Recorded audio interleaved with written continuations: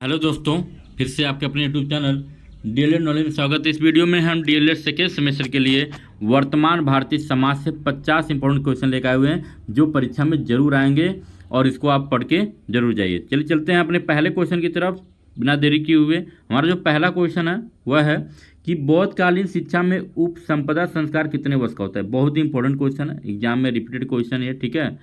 तो उप संपदा संस्कार ये बौद्धकालीन शिक्षा में होता था और ये 20 वर्ष की उम्र में होता था, ठीक है, 20।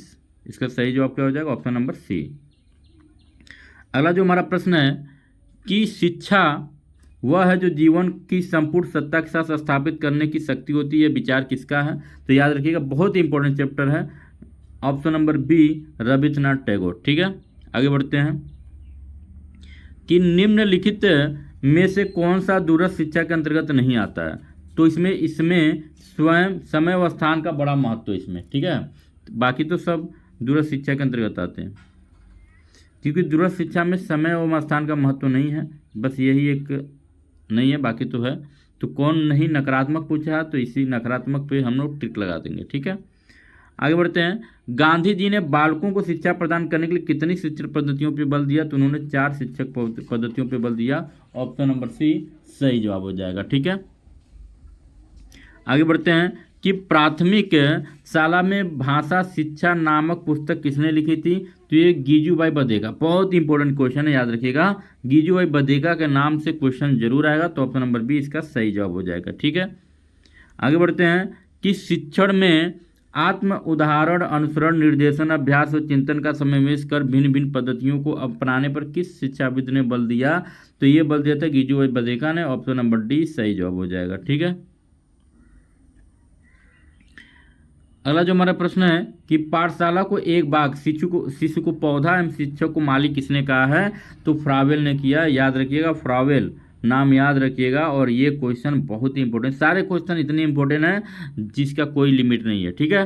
क्वेश्चन आपके लिए बहुत परफेक्ट लाया गया है, ध्यान से रीड करिए।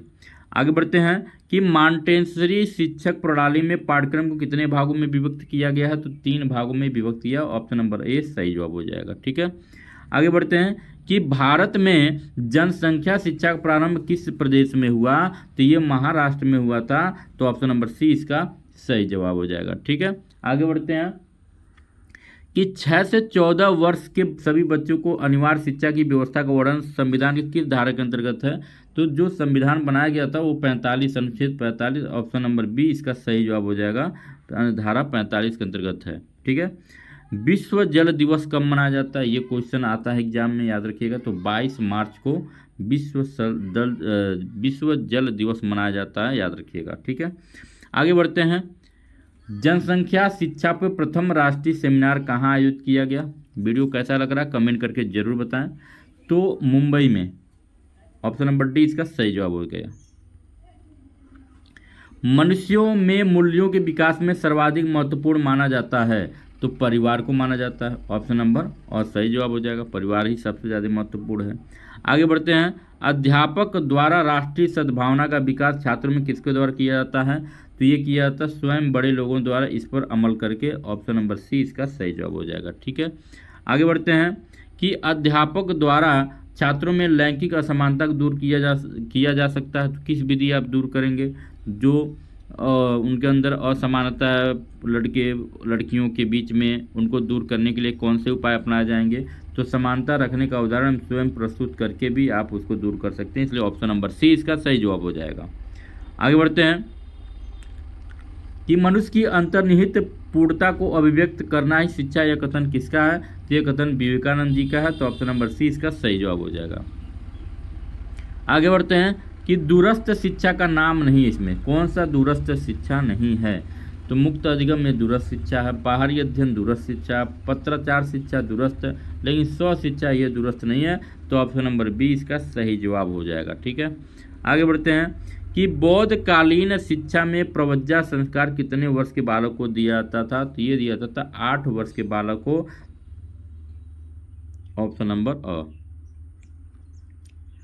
वर्धा में अखिल भारतीय राष्ट्रीय शिक्षा सम्मेलन आयोजित कब हुआ था? तो 1937 में। ऑप्शन नंबर बी इसका सही जवाब हो जाएगा। आगे बढ़ते हैं कि प्रकृतिवाद की प्रमुख शिक्षण विधि क्या है? तो प्रकृतिवाद की करके सीखना, ये प्रकृतिवाद में आता है। खेल द्वारा सीखना प्रकृति में आता है।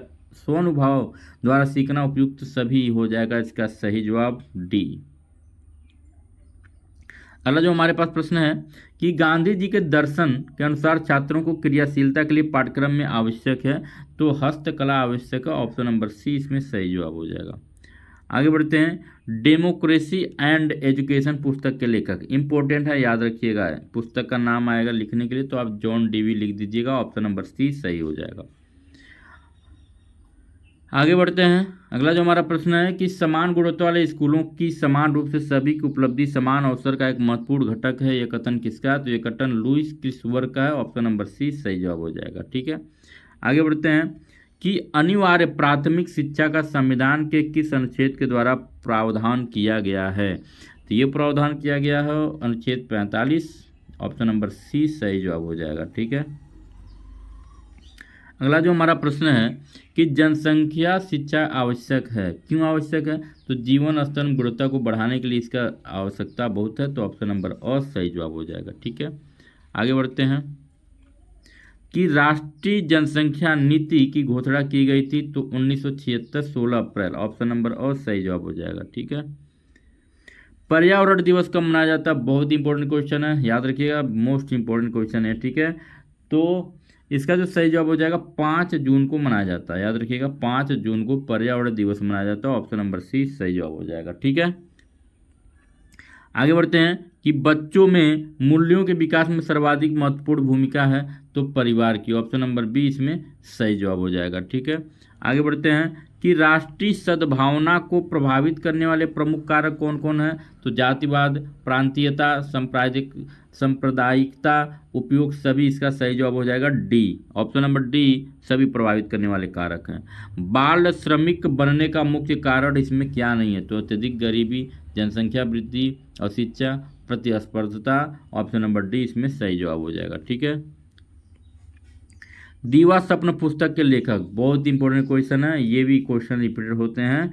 तो दीवा प्रश्न के पुस्तक के लेखक जो हमारे गिरजू भाई थे। ऑप्शन नंबर अ सही जवाब हो जाएगा। ठीक है, निम्नलिखित में से कौन सी अनौपचारिक शिक्षा की विशेषता है? तो स्थान निश्चित नहीं। अनौपचारिक शिक्षा है क्या? जिसमें स्थान निश्चित ना हो, स्वतंत्र होती है, समय निश्चित नहीं होती है, कोई इसकी लिमिट नहीं होती है, इसलिए उपयोग सभी इसका सही जवाब हो जाएगा डी। संविधान में किस भाषा को राजभाषा का दर्जा मिला है? तो हिंदी भाषा को राजभाषा का दर्जा मिला है। ऑप्शन नंबर अ सही जवाब हो जाएगा। शिक्षा एक त्रिमुखी प्रक्रिया है, कथन किसका है? तो ये जॉन डीवी का, याद रखिएगा। ऑप्शन नंबर बी इसका सही जवाब हो जाएगा। शिक्षा शब्द का शाब्दिक अर्थ क्या है इसमें? तो अंतर्निहित शक्तियों का विकास करना। ऑप्शन नंबर अ सही जवाब हो जाएगा। ठीक है, आगे बढ़ते हैं कि दूरवर्ती शिक्षा को क्या कहते हैं? तो दूरवर्ती शिक्षा को हम पत्राचार से, स्वतंत्र अध्ययन, दूरस्थ शिक्षा, मतलब अनौपचारिक शिक्षा। उपयुक्त सभी डी वाला ऑप्शन सही है, इसी को अनौपचारिक शिक्षा कहते हैं। आगे बढ़ते हैं कि शिक्षण के 3 बिंदु क्या है? बहुत ही इंपॉर्टेंट क्वेश्चन, एग्जाम में ये भी आता है, बता दे रहा है। देखिए, तो अध्यापक, बालक और पाठ्यक्रम, ये तीनों जो हैं शिक्षण के बिंदु के 3 मुख्य केंद्र हैं। ठीक है, अध्यापक, बालक, पाठ्यक्रम। ऑप्शन नंबर अ सही हो जाएगा। अगला जो प्रश्न है कि शिक्षण को रोचक और प्रभावशाली बना देती है, तो क्या बना सकते? शिक्षण में प्रयुक्त युक्तियाँ, अगर आप शिक्षण करते हैं तो युक्तियों प्रयुक्त करते हैं तो और भी रोचक बन जाता है। अगला जो हमारा प्रश्न है कि शिक्षा एक प्रक्रिया जिसके द्वारा बालक अपनी जन्मजात शक्तियों को अभिव्यक्त करता है, यह कथन किसका? तो ये फ्रॉबेल का है, याद रखिएगा। ऑप्शन नंबर बी सही जवाब हो जाएगा।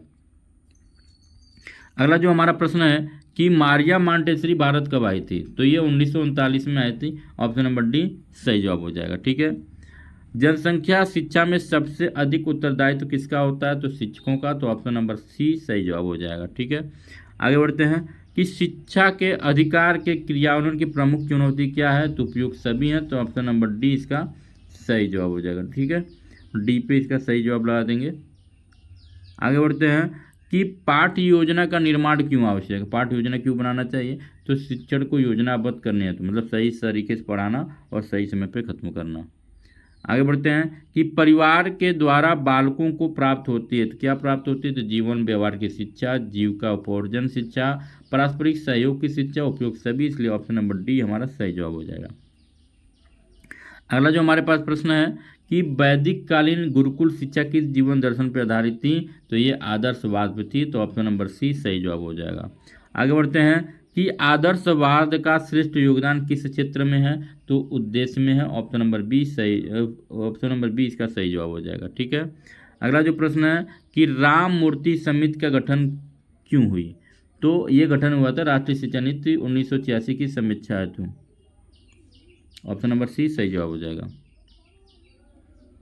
राधा कृष्ण आयोग की संस्तुतियां संबंधित थी, किससे संबंधित थी, तो उच्च शिक्षा से संबंधित थी, ऑप्शन नंबर और सही जवाब हो जाएगा। आगे बढ़ते हैं, वुड का आज्ञा पत्र प्रकाशित हुआ, इंपॉर्टेंट क्वेश्चन है, याद रखिएगा। तो वुड का जो आज्ञा पत्र था वो, और इसके बारे में भी लिखने के लिए आता है एग्जाम में, ठीक है, लघुत्तरी टाइप क्वेश्चन भी आता है इसमें। तो ये हुआ था 19 जुलाई 1854 को, ऑप्शन नंबर और सही जवाब हो जाएगा। निस्यंदन सिद्धांत किसने दिया था, तो मैकाले ने दिया था, ये याद रखिएगा, मैकाले ने, ऑप्शन नंबर सी इसका सही जवाब है। तो वीडियो कैसा लगा कमेंट करके जरूर बताएं। मिलते हैं अगले वीडियो में, तब तक के लिए नमस्कार, जय हिंद।